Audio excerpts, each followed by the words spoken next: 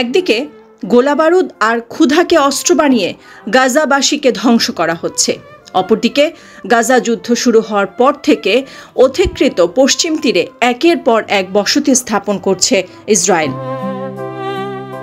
স্বাধীন ফিলিস্তিনের কফিনে শেষ পেরেক ঠুকতে পশ্চিম তীরে নয়া বসতি স্থাপনের অনুমোদন দিয়েছে ইসরায়েল।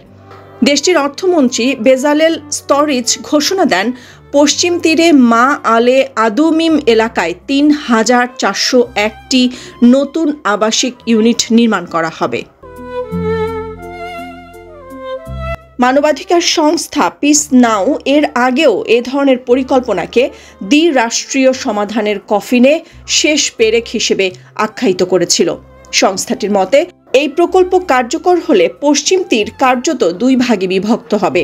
এতে রামাল্লাহ, পূর্ব জেরুজালেম ও বেথলহামের মধ্যবর্তী মহানগর অঞ্চলের বিকাশ বাধাগ্রস্ত হবে। মানবাধিকার সংগঠনটির তথ্য মতে, বর্তমানে পশ্চিম তীর ও পূর্ব জেরুজালেমে ১৬০টি বসতিতে প্রায় ৭ লাখ ইহুদি বসবাস করে।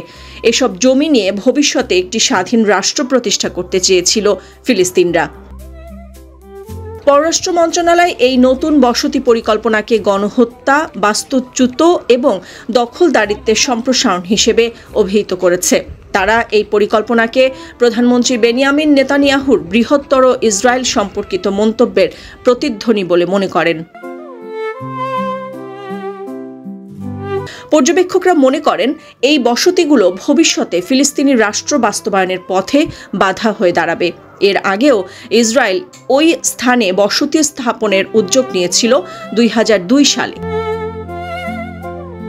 এই পরিকল্পনা স্থগিত করেছিল যুক্তরাষ্ট্রের চাপে, কিন্তু সাম্প্রতিক মাসগুলোতে নেতানিয়াহুর ডানপন্থী সরকার এই এলাকায় রাস্তা প্রশস্ত করার প্রকল্প অনুমোদন দিয়েছে। সেখানে ফিলিস্তিনিদের প্রবেশাধিকার সীমিত করা হয়েছে। বিশ্লেষকদের মতে, একের পর এক পশ্চিমা দেশগুলো ফিলিস্তিনকে রাষ্ট্র হিসেবে স্বীকৃতি দেওয়ার যে মনোভাব তৈরি হয়েছে, তাতেই তড়িঘড়ি করছে তেল আবিব।